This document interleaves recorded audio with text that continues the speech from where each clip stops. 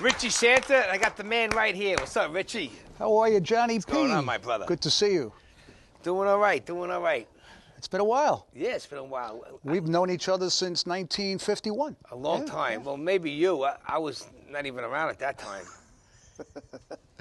We've been working on getting a date to make this happen. For years. For years. When we first initialed this was when your buddy, because you're friends with Andrew Dice Clay, right? That's true, yes. And Andrew Dice Clay was on the island at Barnes & Noble signing his book. Right, and I saw Richie there. Yeah. And I'm like, Richie, introduce me to him. And he goes, yeah, okay, you got to wait a little while. And then Andrew Dice Clay is like, oh, who is this guy? Hey, get him out of my face. Yeah, but he was cool. Yeah.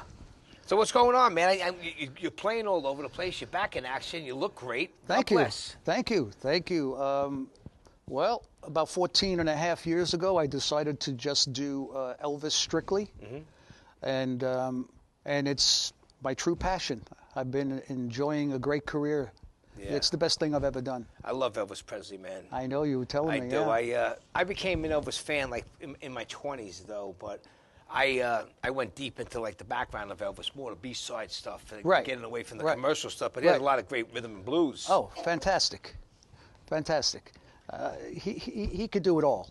There's no doubt about it. Now, whatever you actually portraying right now, is that the '69 comeback or '68 comeback? Or no. No, actually, this is what he would wear. The guys in the business, we kind of call this like Elvis casual. Okay. This is what Elvis would walk around with every day.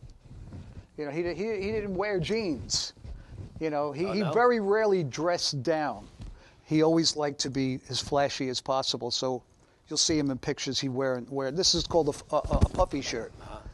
A puffy shirt. This is the floral puffy shirt, and the attendance belt and skin tight pants and no pockets. No pockets. No pockets. Oh wow. You can tell you're Italian, right?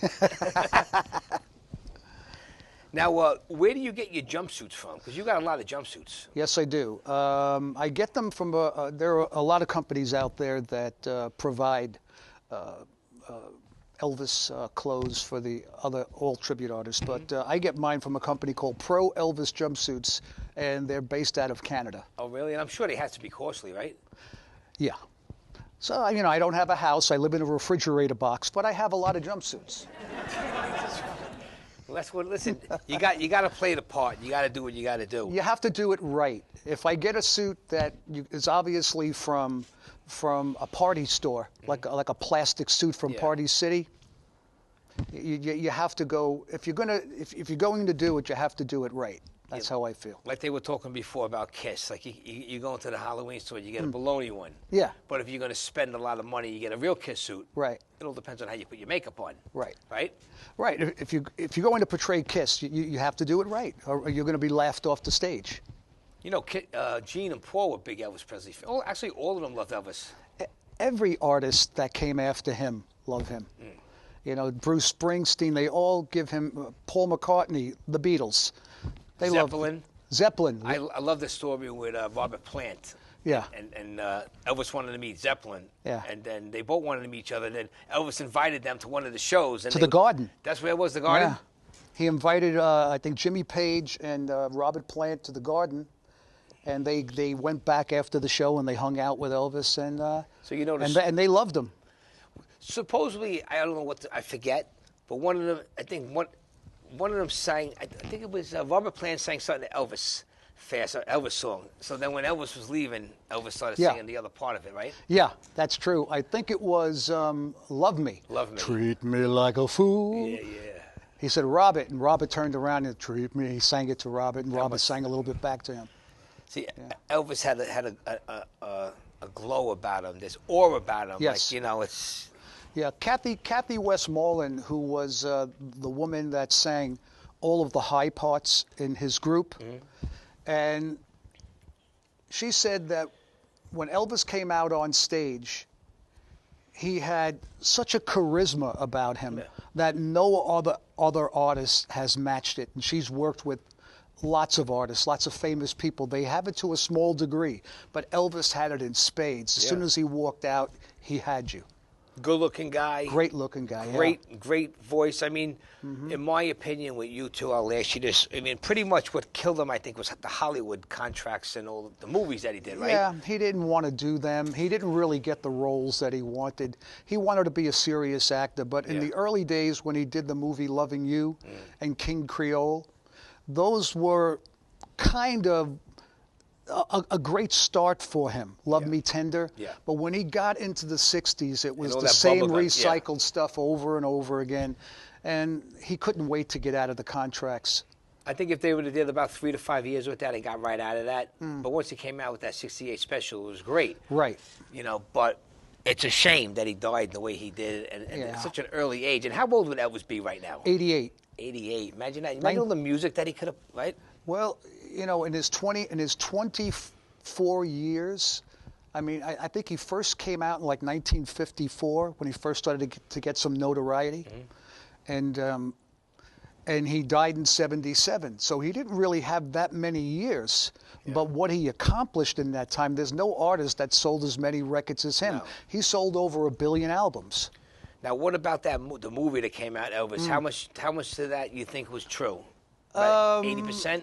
Well, listen, who am I or anybody else to say what's true and what's not true? Yeah. We only know what we read and what we hear. And there's a lot of Priscilla and Lisa Marie were involved with that film, so they know what really happened. I know a couple of things in that movie that didn't really happen, so Hollywood tends to sensationalize anyway. Anything. But that really helped Elvis get back into the spotlight too. Yeah, well, that International Hotel, that was great. Yeah. Do you? I'm sure you do. You got the box set of all 16 shows. That's really good. Yeah. I think he was at his best when he got done with the '68 comeback. He was really excited about performing again. He didn't really have to worry about the movies anymore. He could focus on just his music. And it showed in the early years. He was lean, he was fit, he was excited to be on stage, and it showed. And it was only a matter of a couple of years until he put the weight on, which was like, like what happened? Like, I mean, Hawaii was great. That was 1973. If you could have just stayed like that, just a mature-looking guy, but still, like a 40-year-old man now, when our fathers, and say Elvis was at 40, they looked like they were 60. Right. It was just the way it was. Right. My father at 30 looked like he was 50. Yeah, just that's how you looked back then. Right. You know, I guess it wasn't that many face creams or nothing like that. I don't know what it is. Oil of Olay. Yeah. But yeah, that's what it was. You know, so. But what's your plans for the future? I know you do you do mini tours or you just go out on the road? Both. I have some shows coming up. I'll be in Ohio in June. I will be at the Savannah Center in the Villages in April 27th. And I do local stuff. I'll be on Staten Island at a place called Nino's. I'll be at the Old Bermuda Inn. Nino's is good. Nino's. I'll be back there. I have a show there April 14th, but then I'm going to be back there again June 14th. Now, what is it? Is it a dinner show? Yeah. Okay. Me and a young singer by the name of Charlie Romo. Oh, yeah, Charlie. Good kid. Good kid, great singer, very nice guy. Yeah. And I've been doing, this will be my third show with Charlie, and it's been going very well. And what can you say? Loving every minute of it. Hey, listen, life is short. It is. If you don't have any fun, you know, what's worth living for? You have to find your passion and just go for it. Yeah. Even if it's playing pool, right? If it's playing pool, then become a pool player. Now let me ask you before you go. We got a couple more minutes, and then we're gonna wrap this up. How many Elvis tribute acts do you think on the top of your head that are around? Thousands? Hundreds? Worldwide, there's 200,000. Get out of here, yeah? Yeah. Whether they're good or bad.